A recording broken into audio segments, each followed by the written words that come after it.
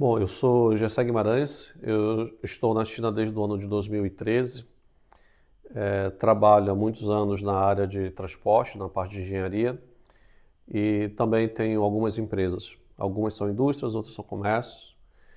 E me passaram aqui uma sequência de 4 perguntas, eu vou tentar responder assim, sem pensar muito, tá? Só trazendo o que realmente tem dentro de mim, do ponto de vista da minha experiência pessoal.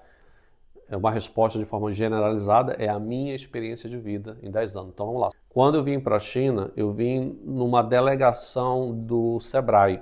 Eu vim com mais 40 empresários, passei por Hong Kong, Shenzhen, Guangzhou, Pequim. E nessa minha experiência de 30 dias, isso no ano de 2011, eu fiquei maravilhado, porque nós não tínhamos naquela época tanta informação como tem sobre, não tinha nada.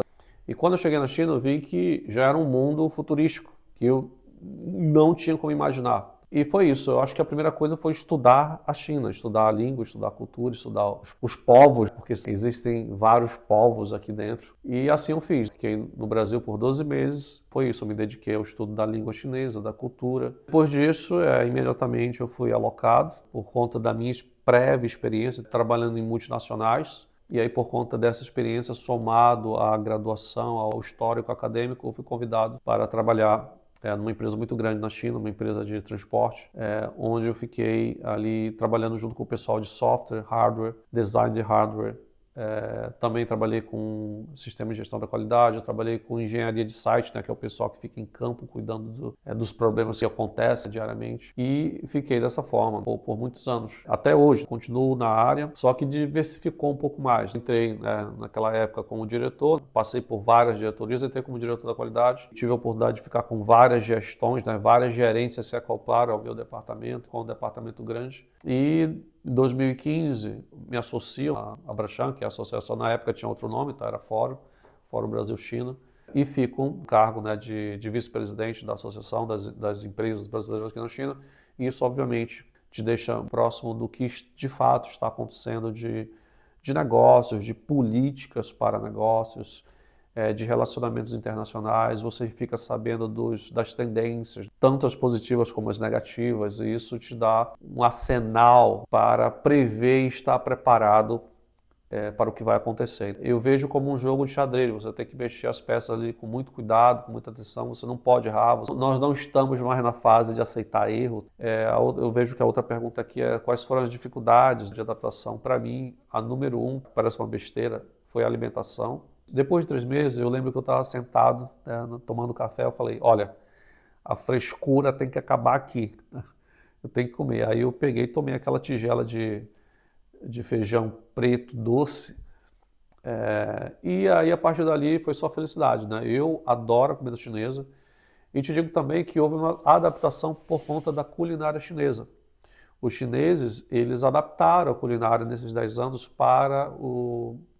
não para os estrangeiros, mas assim, houve uma abertura internacional da culinária. E eu digo para você que hoje, qualquer pessoa que vem hoje, essa dificuldade que eu tinha, ela não existe. Porque aqui você tem pratos, né, tanto os bem tradicionais, com muita pimenta, ou então o feijão doce, mas também tem a grande maioria dos pratos, eles se adaptam perfeitamente ao nosso paladar. Então, a culinária não é um problema para quem chega hoje na China. Seguindo aqui as perguntas, eu vejo que tem também as razões para trabalhar na China. Assim, a China é o principal parceiro comercial do Brasil e a China é uma economia muito forte, né, no mundo inteiro. Então, você desenvolver um negócio com a China é algo realmente que te dá uma sustentabilidade, uma longevidade de negócio. Quem estudou a fundo a história da China sabe que a partir de 1978 começou aquela política das 3 fases. Eu diria que hoje nós estamos numa outra política, que é a política das empresas chinesas já maduras saírem da China e irem para os outros mercados, irem até o Brasil. Então, quem está aí está vendo no Brasil que muitas empresas estão instaladas. Agora eu tenho vários amigos meus chineses que já estão no Brasil. Isso é uma política do governo, que as empresas show up, apareçam para o mundo. E isso é importante para o brasileiro atentar e caminhar, aproveitar, porque existem cada vez mais negócios. Antes tinha dificuldade do brasileiro vir até a China, agora a China está indo até o Brasil. Aproveitar que o Brasil e a China têm, né, o lastro de amizade de muitos anos. O Brasil foi um dos primeiros países a reconhecer a China como governo. São países amigos. Quando você fala de brasileiro aqui na China, o chinês sempre fala muito bem de brasileiro. Os chineses gostam de brasileiros, gostam da cultura, aceitam a cultura. É claro que cada um com sua cultura, tá? A cultura da China é bem distinta da do brasileiro, mas é um país que é aberto aos brasileiros. Existem muitas oportunidades de negócios. Eu acho que não somente comprar da China para vender no Brasil, porque isso é o que todo mundo pensa, vou fazer negócio com a China, vou comprar da China para vender no Brasil. Não, empresas brasileiras devem se desenvolver a ponto de se lançarem dentro do mercado chinês. E eu não digo só levar os produtos do Brasil para a China, mas abrir empresas aqui, abrir indústrias em parceria com os chineses.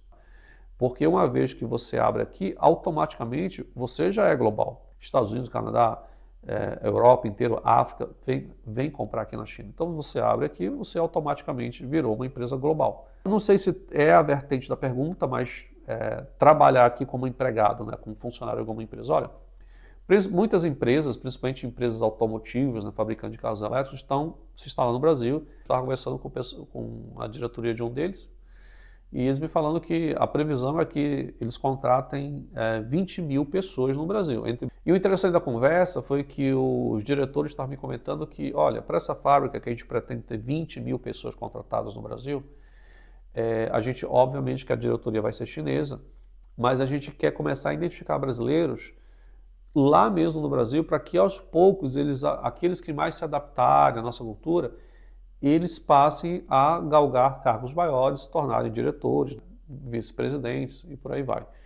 Então há uma intenção de que a empresa instalando, os brasileiros tomem os assentos da diretoria com o tempo. Então há a oportunidade para que você trabalhe como funcionário, né, um engenheiro, gerente, diretor, seja em empresa chinesa no Brasil ou seja aqui na China. Mas o que eu indico mesmo é você aproveitar a onda de empreender, de você ter a sua empresa. Eu optei por caminhar dos dois lados, tanto fazer parte de uma diretoria de uma empresa importante, como também desenvolver, fomentar as minhas próprias empresas, desde que estas não influenciem, né, na atividade. Então, as minhas empresas são empresas de outras áreas, não tem correlação. É para não haver conflito de interesse. Na sequência, tem a pergunta, quais seriam as vantagens de morar, né? Morar no sentido de viver na China. A vantagem número 1, sem dúvida, é segurança. Primeiro, você pode andar em qualquer horário, 2 da madrugada, 4, pode passar por um parque escuro, uma rua meio, né, estranha, nunca ninguém vai te assaltar. Nunca, em lugar nenhum, em cidade grande, em cidade pequena, em vila, isso não ocorre. Primeiro que as pessoas não têm arma de fogo aqui. Eu sim já vi casos de agressão na rua. Os casos que acontecem assim raríssimos, mas acontece, as pessoas aqui também são seres humanos. É briga de vizinho. Agora sim, você vai criticar a China por isso? É mais de 1 bilhão de pessoas, então a China é extremamente segura. Segurança é o número 1 sobre o fator de viver aqui. Eu não preciso, por exemplo, colocar uma blindagem no meu carro. Eu não preciso, por exemplo, me preocupar em estar dentro do condomínio fechado. Eu posso ter uma casa em qualquer lugar na rua. Porque ninguém vai passar pela guarita ali e tentar entrar na minha casa. Eu ouvi falar, e nunca aconteceu comigo, mas vi em jornais na China, que tem aqueles furtos pequenos que alguém vai lá e puxa a camisa do outro, rouba a roupa do varal. No geral, as minhas experiências são todas positivas. Por exemplo, eu cheguei a perder iPhone 2 vezes em cidades diferentes da que eu estava. A pessoa viu meu número lá, ela saiu de uma cidade, pegou o trem e foi na outra, entregar aqui na porta do escritório. Hoje também não é novidade, mas uma coisa que me chocou quando eu cheguei foi o ônibus. Eu lembro que as primeiras vezes meu cérebro ficava confuso, porque eu queria achar alguém para dar moeda, olha, tá aqui, tá R$1 aqui, né, um Kwai. E não tinha um cobrador, né? Aí eu ia falar com o motorista falou, só fazia sempre, não, aí na caixinha. Eu falei, como eu vou botar o dinheiro na caixa? Mas tu vai contar, porque assim, aqui você paga conforme o que você anda, entendeu? Então tem uma tabela no ponto de ônibus, você andou tantos quilômetros, é R$1. Andou tantos, 2 vezes, são R$2. E ali ele não sabia quanto eu estava colocando, quer dizer, todo mundo entra, você tem a noção, você sabe, você tem a consciência de quanto você vai andar aqui naquele ônibus, e aí você coloca lá a moedinha correspondente, se é R$1, se é R$2, se serão 3, 5. e ninguém nunca conferiu, não existe a conferência, né? E é desde aquela época até hoje não existe. Mas assim, tem isso de você comprar coisas pelo correio e o correio chega e joga, tem uma área no condomínio, então fica tudo espalhado. Até hoje é assim, tá? Quando eu peço, eu quero comprar um laptop, aí o laptop chega na caixa, numa caixinha e fica numa área designada para materiais do correio. Às vezes é na porta do condomínio, do lado de fora, na rua. Você tem que olhar no meio daqueles pacotes onde é que está o teu nome com o teu telefone. Aí você pega aquele pacote, confere se é o teu e leva para você. Nada impede que eu pegue um pacote de outra pessoa e leve, mas ninguém toca. Você só vai lá e pega o seu pacote no meio daquele monte, aquela montanha de pacote e leva para casa. Isso acontece hoje. Isso é maravilhoso. Poxa, eu queria que fosse assim em todo o planeta. Bom, a outra pergunta que tem aqui é barreira linguística. Eu me preparei, então eu vim e fiquei um ano só estudando chinês para depois entrar no curso de engenharia e depois sim trabalhar e depois abrir empresa. A língua é importante. Eu tive experiência de conviver, eu tenho um campo amostral de 100 brasileiros, um pouco mais de 100, né? De 100 brasileiros de diferentes idades, de 18 até 30 anos. Que eu percebo é o seguinte, quando você entra criança, que foi o caso dos meus filhos, o meu filho chegou aqui com 5 anos, 6 meses está falando, está entendendo, né? A minha filha pequenininha, bebê, estava entendendo tudo já no desenho animado na TV. Então, é muito rápido. Então, até os 12 anos, ali, 13, é bem rápido. A fase 17 aos 18, 16, 17, 18, 19, você aprende 6 meses, tá? 6 meses você está entendendo o básico e você está pronto para viajar a China inteira com 6 meses de aula. Você viaja a China sozinho, entendeu? Conversa. Você não vai ter habilidade para ler um jornal, tá? Mas não tem mais problema de comunicação, tá? Graves. Pela minha experiência, né, desse campo amostral, a partir dos 30, aí já fica difícil, tá? A partir dos 30, você precisa de um ano de aula intenso, tá? Todo dia, para poder se comunicar com alguma dificuldade, mas ainda assim se comunicar, né? E se virar, né? Você se vira. Depois dos 36 fica bem difícil, tá? Você consegue, tá? Mas você vai conseguir ler alguns caracteres, né? Falar quanto custa isso, onde é que fica aquilo, né? Essas perguntas básicas. Mas depois, e também assim, a idade, 50, 60, você vai aprender, tá? Mas aí nessa idade de 50, 60, 70, você vai aprender a falar com um sotaque muito pesado, né, de brasileiro, e que às vezes o chinês não entende. Você não está falando errado, mas o sotaque está muito carregado e o chinês não entende. Então, é isso que eu tenho para compartilhar sobre barreira linguística. E é importante, sim, tá, falar. Como que os chineses usam a tecnologia no trabalho? Olha, eu vou dar... Isso aqui, é um outro tema, né, de várias horas, mas simplificando, eu visitei recentemente o porto de Qingdao. O porto de Qingdao, onde chegam os containers, né, da China inteira e daí vai para o mundo todo, eu fiz um tour, né, de um dia inteiro, não existe mais nenhum ser humano lá dentro. Né? Imagina aqueles carros gigantescos pegando aqueles containers, colocando tudo calculado, tudo com digital twins, né, que são gêmeos digitais. Então o gêmeo digital, ele pega o carro, pega os containers, o navio, as pistas e coloca isso para dentro de uma maquete eletrônica e cada objeto ali ele tem um código e cada objeto ali ele pode ser controlado por machine learning, né, inteligência de máquina. Hoje, né, mudou o nome, a gente chama de inteligência artificial.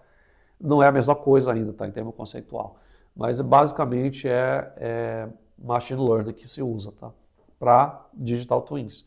Então os carros ficam movendo automaticamente, sozinhos, entendeu? Eles tomam a decisão, por exemplo, em que momento tem que partir, qual velocidade ele tem que ir para reduzir o custo energético, em que momento ele tem que chegar, porque o sistema ele calcula o tempo que o carro chega, porque o carro tem que chegar no momento exato que o container está pronto para ser colocado no carro, entendeu? E aí tem a grua que ela vai vir, a grua ela vem distante já de um outro local, ela vem ali, se posiciona e ela tem que ser calculada para ela chegar também junto com o carro para estar tudo pronto. Ela não vai chegar antes, o carro chegar depois, chega tudo sincronizado, entendeu? isso agiliza demais. Para quem trabalha com porto sabe que isso faz a eficiência ficar muito alta, né? Então o custo do porto, embora seja todo automatizado, robotizado, ele fica muito baixo, né? Por isso que os preços são extremamente competitivos quando se fala de logística. A mesma coisa, entrega, né? A China tem um sistema, uma rede de entrega muito grande, que é sensacional, tudo também por machine learning. É. Então, por exemplo, você tem os pacotes, de novo, quem trabalha com logística sabe como é que é, porque eu lembro que isso há 20 anos atrás eu já tinha estudado, né? Você faz a equação matemática simples, né, e coloca as restrições. E o sistema, ele vai automatizar aquilo para que, eu tenho uma encomenda, tem que sair da cidade A para B, mas eu tenho várias encomendas no caminho, qual é o trajeto que eu vou seguir para que aí eu consiga reduzir custo com energia, para que eu consiga manter os meus funcionários ocupados o mais tempo possível. Está tudo automatizado. Tem o que agora as pessoas chamam de fábricas apagadas. Tem vários fabricantes de automóvel e não tem mais nem luz, nem iluminação, a não ser que, por exemplo, eu vou lá visitar, então tem uma visita, eles vão ligar a luz, né? Mas, no geral, nem luz tem, porque você vai numa fábrica dessa, você entrar, tá tudo desligado, só os robôs lá, e você só vê as faíscas da solda, tudo robotizado. Entrei em fábricas, entro em fábricas assim, não tem mais ser humano, tá? Os próprios robôs tomam a decisão, tem a linha de montagem dos carros, o próprio robô pinta, ele corta, ele faz a galvanização, tá? Então, assim, todo o processo lá está praticamente já só com robôs, né? Então fica, obviamente, um grupo muito pequeno, né, de engenheiros ali monitorando, dando ajuste, isso aí sempre vai ser necessário. Outra pergunta aí entra no quarto conjunto de perguntas, tá? Na verdade, quais seriam as recomendações que eu daria, né, para empresários brasileiros para que eles façam bons negócios na China? A primeira coisa é entender o mercado chinês. Você não adianta tentar fazer negócio. Eu acho que a China é legal, vou lá fazer negócio sem entender a cultura. Eu não vou entrar nos aspectos culturais, porque realmente tem vários aspectos que são muito diferentes. Mas a primeira coisa é o seguinte: quem que sou eu para julgar o outro, entendeu? Porque o outro anda de uma forma, ou porque o outro se veste de uma forma, ou porque ele fala mais acelerado. Eu tenho que ter a capacidade de respeitar o outro. Se nós tivéssemos essa capacidade, qualquer um aí facilmente conclui que nem guerras existiriam no mundo, entendeu? A capacidade de compreender o próximo, a capacidade de não só compreender, como amar, entendeu? Eu tenho uma sensação de cooperação. As pessoas, os chineses com quem eu faço negócio, todos com quem eu trabalho, eles são pessoas que trabalham demais, muitas horas, mas eu sinto uma conexão com eles. Eu sinto que eles querem me ajudar. Eu sinto que eles querem ganhar dinheiro, né? Da natureza, né? Do ser humano. Mas eu sinto que tem uma conexão emocional, né? De cuidado. Talvez algumas pessoas que estejam me escutando vão achar que eu estou sendo muito poético, né? Exageradamente poético. Mas não. Existe essa ligação de, pô, vamos sentar aqui e vamos ver o que nós podemos fazer juntos, né? Nós, não de aproveitamento. O que eu vejo aqui acontecer é que os grupos têm uma coesão muito maior que a do brasileiro. De novo, experiência pessoal. Não quer dizer que isso seja generalizado. Tá, vamos lá, o prazo é esse, o tempo é esse, vamos lá fazer, cada um faz a parte, e o pessoal trabalha muito para aquilo, entendeu? E quando vem o fruto é de todo mundo, né? E você não se desfaz, o grupo não se desfaz no caminho, né? E cada um acredita nos demais. Certamente quem está me vendo aqui vai ter um conjunto de pessoas que vão falar, mas é a escravidão. Olha, eu vou ser bem contundente nessa parte de trabalhar muitas horas para a escravidão. No Brasil, nós já somos escravos. Nós temos milhões de escravos no Brasil que não aceitam ser chamados de escravos. Escravos são aqueles que recebem um salário mínimo, que mal dá para comer. Isso é um escravo. Só que ele não aceita a realidade de escravo. Aí você vai comparar com um chinês, por exemplo, que trabalha de 8 e vai até às 10 da noite, talvez às 11, que isso eu já não vejo acontecer tanto, tá? Mas existe, obviamente. Esse chinês, ele tem um salário ali de pelo menos 15 mil reais, enquanto o brasileiro está lá, está ganhando 1.000 e pouco, não sei, acho que 1.200. Tá, tu vai chamar isso de escravidão? Se quiser chamar por conta das horas, chame. Mas se você for perguntar para o chinês, ele prefere ter aquela vida. Tá? A maioria dos chineses prefere. Aí vai falar, mas ele não é feliz com aquela vida. Olha, eu te garanto que sim. As pessoas têm dinheiro no bolso, entendeu? Então, o chinês, ele tem a consciência que ele, no início, principalmente os jovens, eles devem trabalhar bastante, acumulam dinheiro. Depois eles vão se tornar empresários. Se isso não fosse verdade, não existiriam milhões de empresas chinesas hoje. É essa a realidade. É o seguinte, é um trato, é um acordo. Eu aceito ser escravo por 15 mil reais durante 5, 10 anos e depois eu estou livre, eu quebro essas correntes. Esse é o pensamento, entendeu, do chinês. Então todo mundo faz isso com muita felicidade. Então o brasileiro que fala sobre escravidão tem que olhar para o próprio umbigo. Deixa eu ver se tem mais uma, eu acho que acabou, né? A quarta pergunta, quarto grupo de perguntas. É, como fazer o negócio em si, né? Olha, é relacionamento, tá? Claro que tem regulamentação, tem documentação, isso é um ponto que o brasileiro não conhece, né? Como regulamentar seus produtos. Eu posso te ajudar com isso, tá? Se quiser, liga para mim que eu te ajudo. Vou cobrar sim, tá? Bom, brincadeiras à parte, é relacionamento, tá? Se você quer trazer a tua empresa para cá, a primeira coisa, você tem que fazer um estudo. Esse estudo tem que envolver localização, você tem que saber onde que você vai se localizar, onde você vai abrir o teu CNPJ, né?